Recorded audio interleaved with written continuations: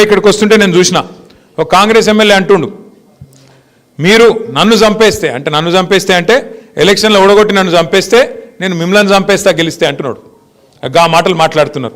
అవి చూసుకొనే ఇలా కాంగ్రెస్ కార్యకర్తలు కూడా చెలరేగిపోయి పిచ్చి పిచ్చి ప్రవర్తనలు అన్నీ చేస్తూ ఉన్నారు. నేను దయచేసి ఇక్కడ గెలిచి వచ్చిన మా సర్పంచులు ఎవరైతే మొత్తం 56 మంది, వారితో పాటు ఇవాళ చేరుతున్న 4 ఇండిపెండెంట్ సర్పంచులు ఉన్నారో 60 మంది మా ఖానాపూర్ నియోజకవర్గంలో మీకు నేను చేసే విజ్ఞప్తి ఒకటే, సర్పంచులకు నిధులు అనేది ఎమ్మెల్యే ఇయ్యడు. సర్పంచులకు నిధులు అనేది ఎవరో దాన ధర్మాల మీదనో వాళ్ళ ఇష్టాయిష్టాల మీద ఉండదు. మీకు ఒక విషయం అవగాహన ఉండాలి. అవగాహన ఏముండాలి అంటే, భారతదేశంలో మనకు 5 అంచెల్లో ప్రభుత్వాలు ఉన్నాయి, 5 స్థాయిల్లో ప్రభుత్వాలు ఉన్నాయి. ఢిల్లీలో కేంద్ర ప్రభుత్వం ఉంటుంది, హైదరాబాద్లో రాష్ట్ర ప్రభుత్వం ఉంటుంది, జిల్లా కాడికి వచ్చే వరకు మీ నిర్మల్ జిల్లాలో నిర్మల్ జిల్లా పరిషత్ ఉంటుంది, ఆదిలాబాద్ జిల్లాలో ఆదిలాబాద్ జిల్లా పరిషత్ ఉంటుంది, మంచిర్యాలలో మంచిర్యాల జిల్లా పరిషత్, ఆసిఫాబాద్లో ఆసిఫాబాద్ జిల్లా పరిషత్ ఉంటుంది.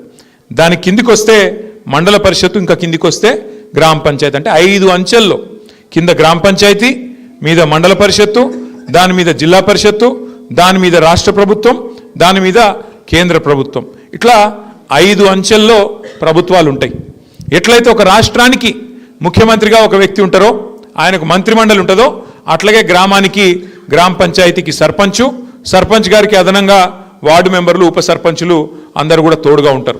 అంటే ఏ స్థాయిలో ప్రభుత్వం ఆ పద్ధతిలో నడవాలన్న ఉద్దేశంతో, స్థానిక ప్రభుత్వాలు కూడా మంచిగా ఉండాలన్న ఉద్దేశంతో రాజ్యాంగంలో, బాబాసాహెబ్ అంబేద్కర్ గారు రాసిన రాజ్యాంగంలో మనకు హక్కులు మనకు పొందుపరచబడి ఉన్నాయి. ఇవాళ ఎవడన్నా ఎమ్మెల్యే నేను ఇందిరమ్మ ఇల్లియా, నేను ఫలానదియా అంటే మీరు వాళ్ళకి చెప్పాల్సింది ఒకటే, నువ్వు ఇచ్చేదేమి నీ సొత్తు కాదు, నీ అయ్య సొత్తు, నీ అత్త సొత్తు కాదు, రాజ్యాంగం బాబాసాహెబ్ రాసిన రాజ్యాంగం ప్రకారం నా గ్రామానికి నిధులు రావాలే, ఎట్లా ఇయ్యవు నువ్వు అని నిలదీసే హక్కు మనకున్నది. ఆ విచక్షణ కూడా మనం తప్పకుండా తెచ్చుకోవాలా, తెచ్చుకొని మన హక్కుల కోసం మనం కొట్లాడాలా.